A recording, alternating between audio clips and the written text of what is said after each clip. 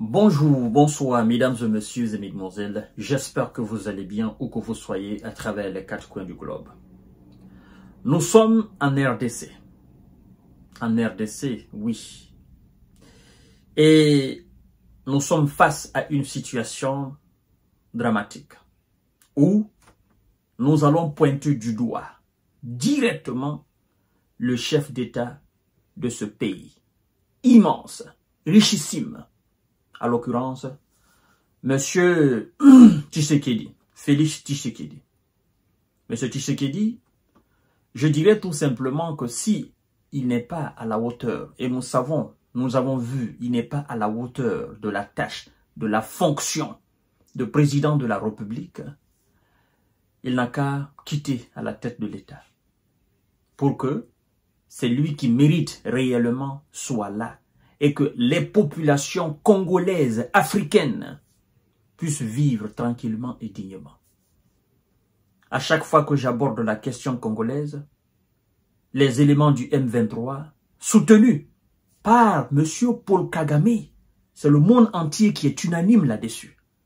Ce n'est pas une accusation, mais c'est le monde entier qui est unanime là-dessus. Même les ONG internationales qui sont là sont unanimes. L'Union européenne est unanime là-dessus. Les États-Unis d'Amérique, tout le monde, il n'y a pas, c'est-à-dire, il n'y a pas exception. Tout le monde est unanime que c'est M. Paul Kagame qui soutient les éléments du M23 et qui attaque le Congo. Le Congo-Kinshasa, immense, pas possible, avec des richesses. C'est-à-dire, il y a des richesses au Congo qui ne sont pas encore explorées. Alors, celui-ci, c'est le général-major Chirim Wami, Peter Chirim Wami Nkuba, le gouverneur régional de la province du Kivu Nord, depuis septembre 2023. Ce général, il a été envoyé au repos définitif parce que il a décidé d'aller au front, aller encourager ces éléments qui font face à l'avancée des rebelles du M23 soutenus par l'armée rwandaise. C'est pas moi qui le dis, c'est le monde entier qui le dit. Et il y a des preuves qui sont là. Des ONG ont établi des preuves. ONG spécialisées dans la guerre, qui ont établi des preuves palpables, irréfutables, que c'est l'autorité rwandaise qui soutient les éléments du M23. Souvenez-vous, M. Paul Kagame et M. Tshisekedi, il y a, je crois bien 2 mois ou 1 mois, devraient se rendre en Angola, si je ne me trompe pas, en Angola, pour aller négocier et mettre fin à la barbarie au Congo.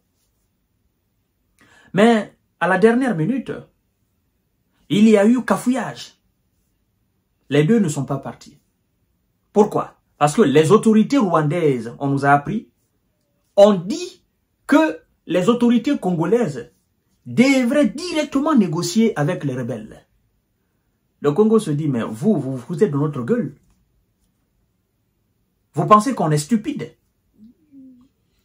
C'est vous, à l'image exactement de ce qui se passe sur le territoire ukrainien.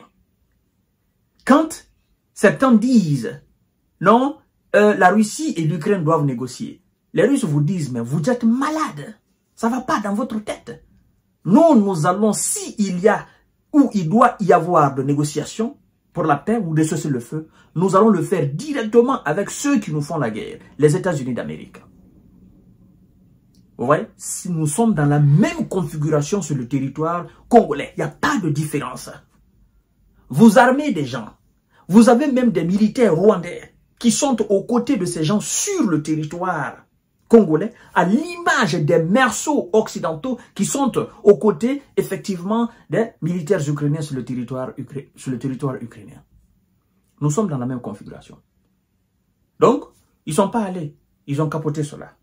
Et donc, ce général major, Peter Chirim Wami Nkumba, gouverneur militaire de la province du Nord Kivu, depuis 2023, a consacré sa vie à la défense de la République démocratique du Congo. Natif du Sud Kivu, il était reconnu pour sa connaissance approfondie des dynamiques des groupes armés dans l'est du pays.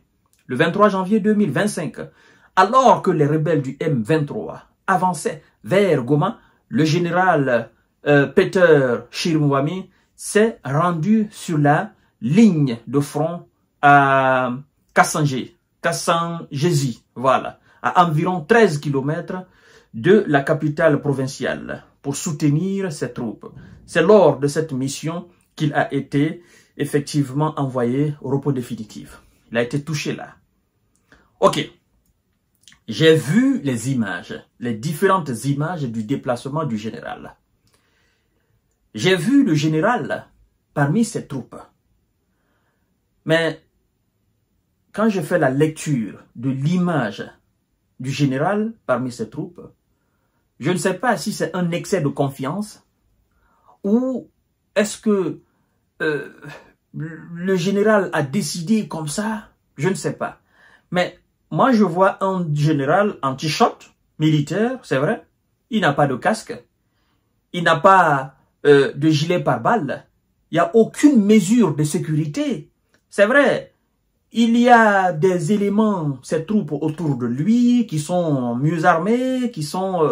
voilà. Mais il n'y a pas de casque. Le général lui-même ne portait pas de casque. Il avait juste une casquette. Il avait un t-shirt militaire, comme vous voyez là. Il y avait... Vous allez au front. D'accord? Vous êtes quand même général. Vous êtes responsable de vos troupes sur le terrain. Un général qui tombe comme ça, sincèrement, je suis touché. Et vous savez, en fait, vous êtes général. C'est vrai, il y a des généraux qui se rendent souvent sur le terrain de bataille. Voilà, mais dans les blindés, vous comprenez? Les blindés avec voilà, des mesures de sécurité très hautes placées. Nous voyons sur le territoire ukrainien. Nous voyons même, là, dans l'AES, hein, le plus souvent, le capitaine Ibrahima Traoré, au début, il se déplaçait dans les blindés, machin, sécurité, il avait son arme, tout ça. Mais quand moi je vois l'image du général, sincèrement, je ne sais pas si c'est un excès de confiance ou pas, mais il n'y a aucune mesure de sécurité, au fait. Aucune mesure de sécurité. Il était en t-shirt, il n'y avait même pas de gilet pare-balles, il n'y a pas de casque machin. C'est-à-dire, le général, il était parmi ses troupes comme civil. C'est vrai, c'est un général, il ne porte pas d'armes, d'accord, il y a les éléments qui portent ça là, mais pour sa sécurité personnelle. Pour sa sécurité personnelle, ce n'est pas les gardes qui vont porter les gilets pare-balles, ce n'est pas eux qui vont porter le casque, non, casque militaire, vous voyez, spécialement conçu, d'accord, pour ralentir ou pour, voilà, pour contrecarrer même les balles, d'accord? Ce n'est pas les gardes. Je suis parfaitement d'accord, d'accord? Le général ne porte pas de kalash, il ne porte pas de PMK. Oui, il peut porter quand même, voilà, pistolet, ça c'est vrai. D'accord? Il ne porte pas de choses lourdes. C'est quand on est officier, non, on ne porte pas tout ça. Mais même quand général ou quoi que ce soit, ils ont toujours un pistolet. Mais le général ne porte pas de gilet pare-balles. Il n'a pas de casque. Il n'y a aucune mesure de sécurité. Il est parmi ses troupes. Je me dis quand même, je sais pas, s'il a ignoré, ou bien c'était son heure qui était arrivée. Il est quand même militaire de haut rang. Il est censé le savoir. Il part sur le terrain de bataille. Il sait là-bas que ça tire. Hein? Même si vous n'êtes pas maintenant dans la gueule de lion, vous n'êtes pas sur le point le plus chaud, mais vous êtes quand même où ça tire à balles réelles. D'accord? Une balle perdue peut vous atteindre quelque part. On ne sait jamais. On peut tirer à 500 mètres ou 1 km des lignes de front. Voilà, balle perdue peut vous trouver. Mais si vous avez des casques ou bien vous avez les gilets pare-balles, ça peut quand même amorcer un peu voilà, l'impact. Mais lui, il n'avait rien de tout ça. Il n'avait absolument rien de tout ça. C'est vrai, vous êtes entouré par vos hommes. On est d'accord. Mais pour votre bien personnel, quand même, ces mesures de sécurité, le général devrait les prendre. Mais j'ai feuilleté les images, voilà, des images tournées, des vidéos même, je ne vois absolument rien de tout ça.